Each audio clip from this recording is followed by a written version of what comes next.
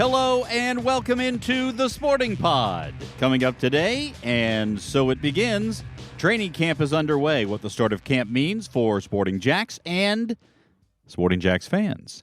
Some alone time. See what I did there? Sporting JAX adds a defender on loan from the NWSL, and it's a familiar name for fans in the state. And we're learning about the personality of the team and some of the players as well. I'm Cole Pepper, along with Tony Allegretti, Emerson Burris here in studio. Mauricio Ruiz joining us from Portugal. Hello, everybody. 26 years ago today, as we record this, the United States won the Women's World Cup. Brandi Chastain, the famous picture, taking off her shirt, down on both knees to celebrate the Sports Illustrated cover. Where were you 26 years ago today, Tony Allegretti? I wish I could remember. I do remember the match. I definitely watched it live. I think that's right around the time that I'd came to Jacksonville. Okay. So I'm not exactly. What year is that? Is 1999. 99. Oh, so I had already been in Jax, so I'm not sure. All right. Yeah. Mal, how about definitely you? watched it. I was a fresh off the boat Brazilian kid arriving in the U.S. Off the boat being a term, I actually came on a plane. I was gonna fact check you on that. Okay. Yeah, I came on a plane like a civilized person. And Flashy. I was a 14-year-old freshman high school kid that was just trying to get my bearings on what's going on. And Emerson, where were you? I was not here yet. I had not yet arrived. Just turned 22. So I will, by the way, point out that, Mao, you said you get off the plane like a civilized person. If you're very civilized, you get off your own boat with your crew. Right. Or your own plane. or your own It plane. could have been his own plane. It could have been. All right. We are fed by the Bearded Pig, locally owned and operated with the original location in San Marco. Make sure you swing by the Bearded Pig for great barbecue and great times. Thank you, everybody, for asking. I was going to get there. Well, I was going to ask. was in Carborough, North Carolina. I was visiting a friend of mine. At the time, I was working here in Jacksonville on AM 600 The Ball. This was the summer before the Jaguars' greatest season. David Lamb era? No. Lamb was on 9:30. Okay. So this was I was doing, I think at that point, I can't remember if I was still working with Rick Ballou or Chris McLean had begun by then. Yeah. I have to think about that. But I had taken some time off, gone up to North Carolina to visit a friend of mine. And we watched that match in his one-story modest home in Carborough. And I remember thinking, why you got to bring the size of his home into it? because this was a long time. He's doing quite well for himself now. He's doing It's fine. a Horatio Alger story. Yes, but I remember we both thought, do they always take their shirts off to celebrate? Not the women. No. That was very so. This is the only way you're going to talk about it on the ball. At that point, yes, yeah, probably so. Last century, yeah. But I remember, boy, it was great to follow. Scintillating. It was, yeah. and I think right afterwards, I think we also watched either the Tour de France or the British Open. It had been, it was a big weekend of sports, and I thought, why, this is just a great sports weekend. Oh. Not Greg LeMond. Lance Armstrong was kind of in his heyday at that point before the fall and any sort of rebirth from there, and Tiger Woods competing for British Opens. So it was a big weekend. A lot of sports. Yeah. Anyway, 26 years ago.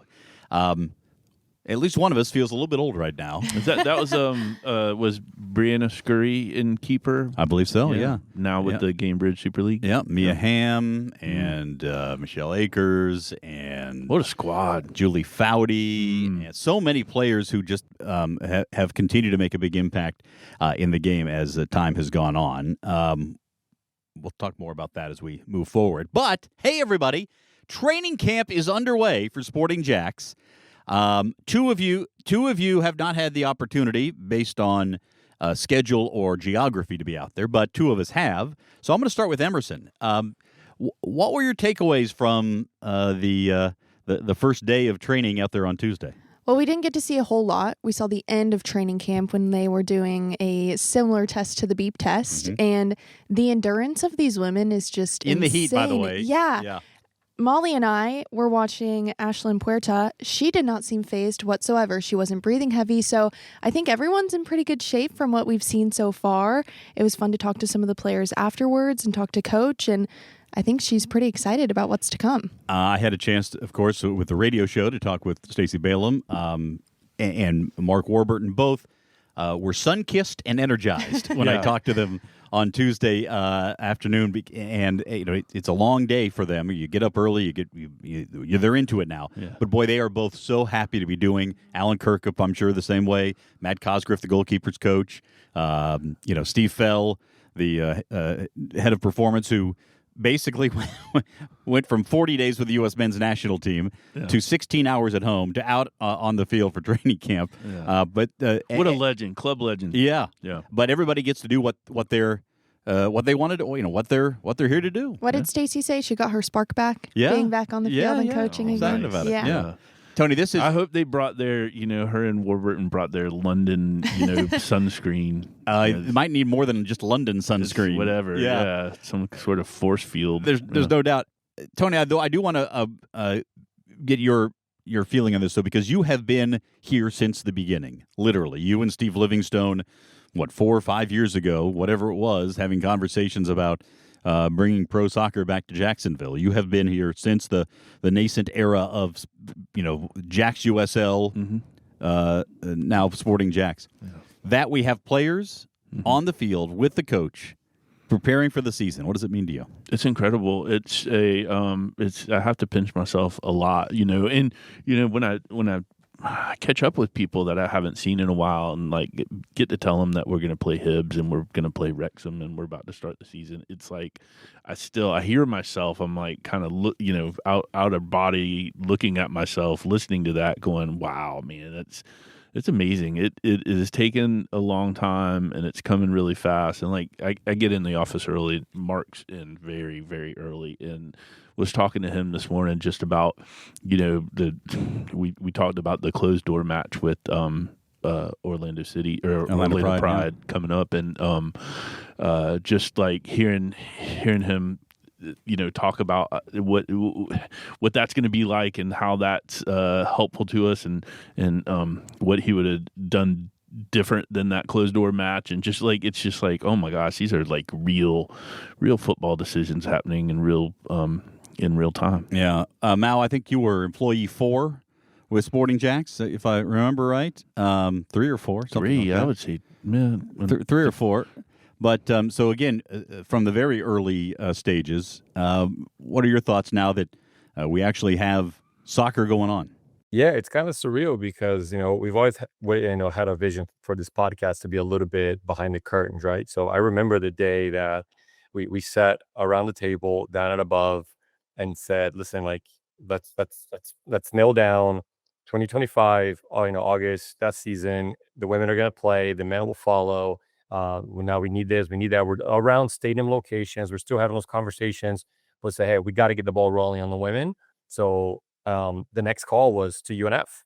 And a week later, we're meeting with their AD. And the following week, we're meeting with their board and president and so forth and so on. And kind of the ball kind of got rolling. Once we got some of the go-aheads and some of the green lights along the process, it wasn't overnight by any means. But when we decided and we formed the league and everything kind of got, rubber stamped at that point. So to be here now, knowing, vividly remembering, 16 months ago almost, where we said, hey, it's definitive, it's going to happen. It still felt like a really long time away.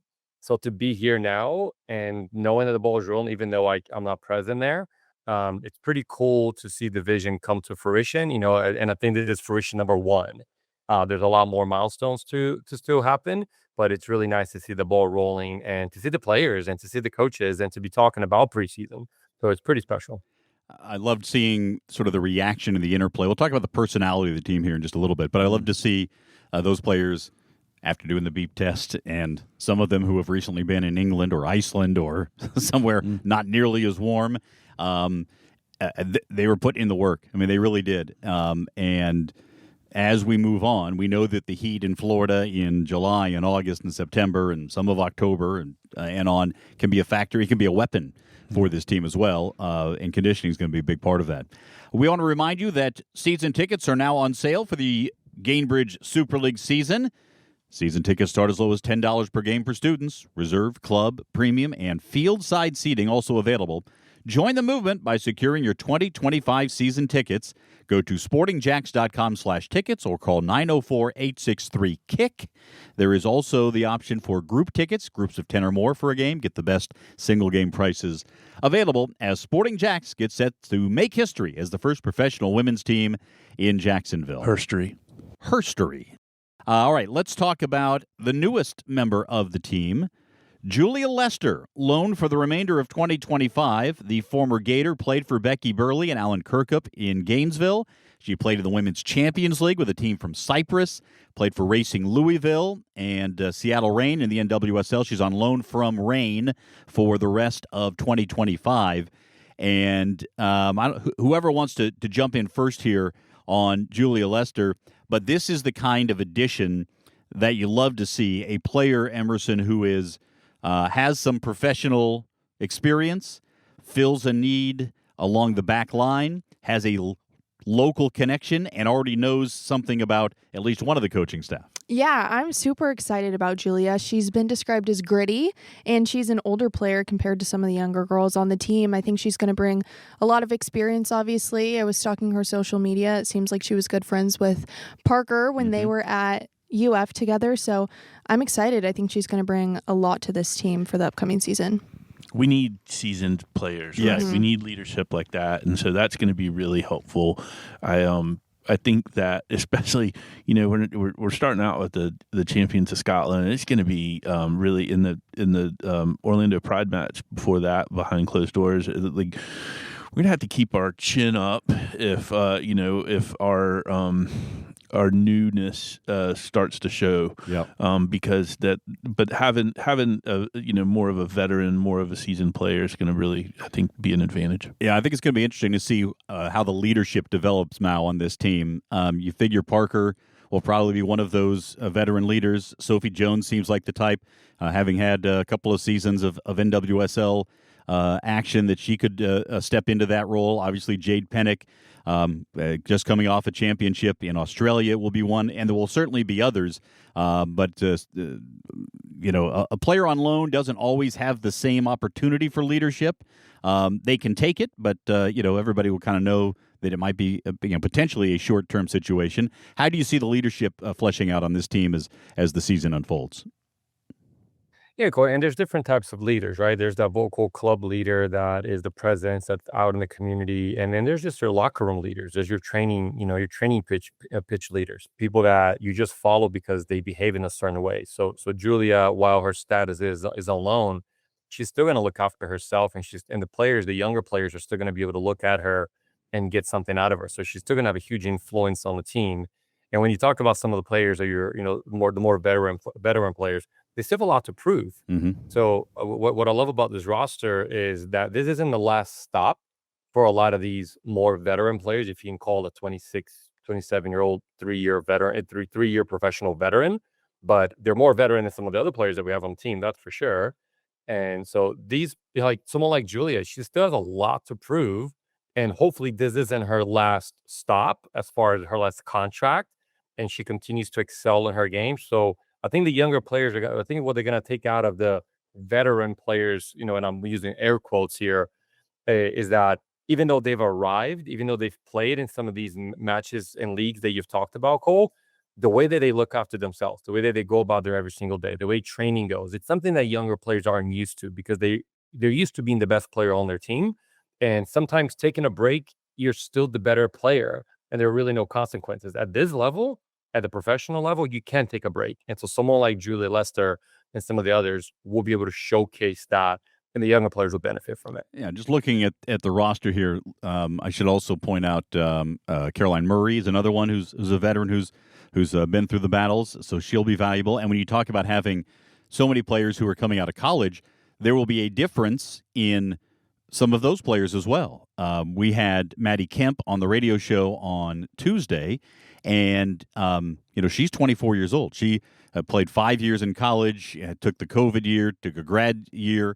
So that is different than, say, an Ashlyn Puerta, who's 19 years old and just has 1 year of college experience under her belt before turning pro. Yeah, and she's going to fill up the goals. Yeah. That's what you like to see. Both actually could play a big role in that as far as that's concerned. All right, just a sense of the roster and some additions. We want to continue bringing some of that. We do want to hear from you. If you're listening to this podcast and you want to hit us up on social media, I'd like to know what you would like to know about players on this team. What's important to you? We've talked about how one of the things that we do in this broadcasting platform and all of our broadcasting platforms is to try to find common ground for fans with players. What's important to you? Do you care about their interests off the pitch? Do you care about causes they care about? Do you care about just strictly soccer? Want to hear from you. You can either email us. Now I got to remember what the email address is for the pod. I think we did both the Sporting Pod at sportingjax.com. And I think just Sporting Pod. Yeah, either way, or hit us any of us on social media. On whatever platform you can find us. MySpace. Tony's MySpace. You can hit me on AOL Instant Messenger, and we'll get things working there. Foursquare for the future. Oh, that's a good one. I was the mayor of the supervisor of elections office on Foursquare. So I had a friend, which is something. I had a friend. This is a flashback. You probably never. It was Foursquare a thing in your world. Oh, all I'm thinking about is the playground game. Yeah, no. There was a social media a app. good one, actually. Yeah. And there was a thing where a friend of mine, you could check yourself into places. Yeah. And every time they drove past close enough to my house, they would check into my house. Which was not a thing. Right. I mean, they weren't coming to the house. They were just driving by, 3 blocks away, but it was close enough in those days. So then that app had a run. Yeah. What is it? It was just like a check-in app. I'm sure it was created by cops, but I don't. Could be. Yeah. Could All be. right. Yeah. It had 6 glorious months, I think. At one point. it was a good one for a minute. It You was would just check in, and if you were the person that checked in to The most. that place the most, you were the mayor. Yeah. Of it, which Oh. made it like a badge. Which a business could give you something for being the mayor. They didn't have to, but you could. Okay. There may be some places where you would check in and you wouldn't want to be known as the mayor, but all depends on your habits and behaviors. All right. Do want to remind you that you can get the latest on Sporting JAX on TV. The Sporting JAX report comes to you at 12:30 on Saturday on NBC 12. We've I'm not going to get into the numbers here, but just great engagement with viewers on that show. Even though we've been moving around a bit here from time to time in the off season of the Premier League, but more announcements to come on that front, on the TV front here in the coming weeks. Also, you can join us every Tuesday at 6 for the Coaches Show on 1010XL. Listen live and on demand at 1010XL.com. Mark Warburton and Stacey Balaam join me. We'll have a player in each week. And now, the Sporting JAX Soccer Hour every Thursday night at 6 on AM 930 Fox Sports Radio with Mauricio and Becky Burley and me every week. All right, let's talk about the personality of this team. Now, this may be a little bit difficult for you to do from distance, but I want to talk about the personality of the team and some of the personalities on the team. As a coach, Mao, did you try to push the team to a particular personality, or did you wait for that to develop organically on its own? They often say that the team takes on the personality of a coach. I like to say that the team takes on the mentality of a coach instead. If the coach is easygoing, the team is going to be easygoing. The coach is, hard-nosed, the team is going to be hard-nosed. So there's a little bit of the mentality rather than personality, because I think there's a lot of range in that. An experienced coach, and as our coaching staff have, our whole technical staff, they will wait to see a little bit to see what they have and how the players are when we talk about personalities, whether they're loose, whether they are a little more firm, whether they're greedy, or whether they're a little more casual. And there's pros and cons to every single one of those personality aspects. And then from there, that's their starting roadblock, right? That's the starting block. From that point on, they now know what to give them and what to feed them and what to pull away and hold off a little bit, because there's no one specific way to win, and there's no one mentality specific way to go about it. So the coaches are going to try to identify in his first couple of weeks what the team's personality has, and then who matches well with one another. I think that's the key too, specifically center backs with center backs, forwards with forwards, and a little bit of that. So these are That's kind of what the coaches are going to be looking for. As they're quiet and looking back, they're going to be addressing some of those relationships as well.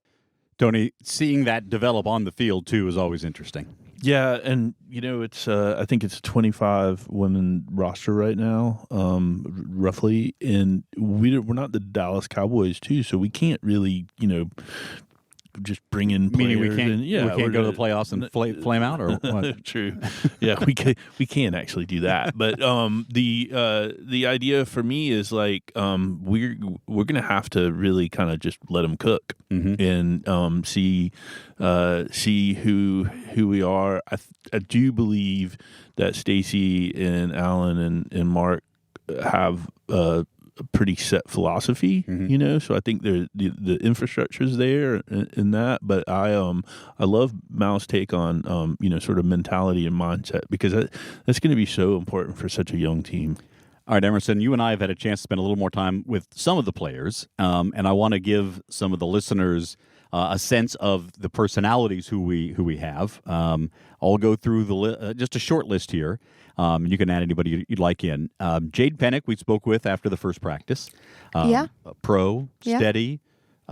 She gives mom energy. Like, she just seems cool, calm, collected. She's not going to put up with any craziness, and I think she's going to play that role very well. Yeah, obviously a real pro, having played absolutely. in England and Australia. She's English, right? Yes, yeah. She's English, and she's played for Birmingham City and Doncaster Bells, and there's Georgia played for Oxford. Is yes, that right? Yeah. Okay. So, but Jade I don't think she's the yeller and screamer. No, I think she's the go about her business, make it happen, put the ball in the net, go back and try to do it again. Yeah. Sophie Jones, who we mentioned a little bit earlier. She's funny. Oh, I liked her energy. Yeah. She was, yes. She is not one who is like Jade. Kind of has that stereotypical English approach. Sophie has a very American approach, and I love to see the contrast. She's spunky. Yeah. She's super funny, super confident within herself, and we've seen that on and off the field. I'm excited to see how her personality continues to come out. She's a little quiet. You think so? Yeah. Oh, I didn't get on that. the field, she kind of just keeps to herself. On the field, I see. Yes. Yeah. Off the field, she's so fun. Yeah, and she wants to watch every sporting event there is. Yes. She is just a dyed-in-the-wool sports fan. Yep. And I think she was watching Wimbledon on her phone at one point, and then flipped over to some Club World Cup. She's a soccer junkie, according to Stacey Balaam, and she will talk or watch soccer at any turn. I've also found that a number of the players on the roster are into pickleball. Yes. So we'll see how that develops. Yeah. Cool. And we'll have more on that incoming. Dude, okay, so here's a thing. We give sort of behind the scenes stories, right? So one story that I feel like I won't get in trouble for saying, but you never know with me, is in our contract with Wrexham, Ricky had our attorneys put in a pickleball match between McElhaney and Reynolds and Ricky and Tebow. Oh. And they took it out. Boo, Wrexham. So, That would have been something. Yeah. Nice try, though. I thought that was pretty creative. Awesome. I thought that was pretty creative. Yeah. Always make them tell you no, right? Yeah. That's it. Always read your contract. Yeah. Yeah. So the other personality I want to bring out is Maddie Kemp, who I had a chance to spend quite a bit of time with for the radio show. Spent about 20 minutes with her on air. You can find that on demand at 1010XL.com or go to SoundCloud and search it. She is intense in some regard, but also I think she is so excited about where she is right now. Yeah. She went from a small town in Washington near the Columbia River, which is somewhat the border with Oregon, so southern Washington, went to Gonzaga, not very far away, and then made the leap, went into the transfer portal for her grad year and went to Kentucky, played in the SEC, and one of the observations she made there is the SEC is so much more physical than Gonzaga opponents are, and so she learned a lot there. She loves to work out, though. She is a physical player as well. She likes that and loves to shoot from distance. So we might see some banger goals coming from Maddie Kemp in the year. And, Georgia's got that in her locker, too. oh, yeah. And she likes to go up in the air. I think we're going to be a team that is very dangerous on set pieces and corners, going up for balls in the air. Hopefully, yeah. That's when you get some great highlights, goals, and you kind of set the tone. Anybody else who you've interacted with so far, Emerson, that really jumps out to you? Yes, I've seen 3 girls interact quite a bit so far. That is Davi Vaca, Maddie, and then Grace Philpotts. And they are just a trio already. They have very loud personalities. I think they're going to bring a lot of energy to the team. I know 2 of them are living together right now. Those 3 really stick out to me. Grace and Maddie both played together at Kentucky. Yes. Yep. So you've got that connection. Then Davi's a Florida girl, so you've got the SEC trio there with more on the way. It's going to be fun. Again, learning about the players and learning about the team can be 2 different learning processes, but we will continue to do both as the season approaches and progresses. Now we've come to the point of the podcast where Tony breaks format. You know, it's not. If we keep doing it like this, it's not breaking format. It is the That's new the format. point. I'm taking control. Yeah. Well, I'm earning back. I'm earning back your time. So I just want to alert everyone to tune in. Obviously, finish this podcast, but the next one, we're bringing in a special guest, former pro, and a legend, Jacksonville soccer legend. Yeah, let's just leave it there, and then we can. And just surprise. That'll be next week here on the Sporting Pod. Yes, that's my interruption. All right. Mao, any last words? No, I just want to keep seeing how the preseason is going. It's only the beginning. And I've always said, don't look too much into some of the preseason as far as like results. Coaches are looking at KPIs and performance metrics that they want to kind of take away. So this is just the fun part of it, but there's a lot more behind the scenes than sometimes we anticipate. So the next month is going to be a huge month of growth. All right, we'll look forward to it. All right. Hey, you didn't ask me if I had any last thoughts. Yeah. Well, you just had a nice last thought. That's but perfect. No, I have another one. Yes. No, this is what we want. We need to keep it loose and fresh. Tony loves it when I lose control of the podcast. Yes. Go ahead, Emerson. Well, what would you like to close this out with? The Gold Cup is over, and we lost against Mexico in the finals, of course. Yeah. But I will have to say, the U.S. men's national team has started to gain my respect back. Okay, all right. Okay. I was not expecting us to make it that far, let alone the finals. I did think we were going to lose in the finals because... Very well could have won it. We could The have. handball should have been called. Right. Whole different But outcome. I am happy with how things went. All right, look at that. Yeah. I could see that handball not getting called, but that was pretty... What, hand on top of the ball in the box? I mean, it was like the upside down Statue of Liberty. Yeah, it looked like he was going to try to dribble drive down the lane. Oh my gosh! Like Bad call. it's weird. Bad miss. Bad miss. All right. Thank you, everybody, for joining us. Remember, we are getting closer and closer to the start of the preseason. Home matches August 2nd against Hibernian FC, the Scottish champions, and August the 10th against Wrexham. No pickleball involved.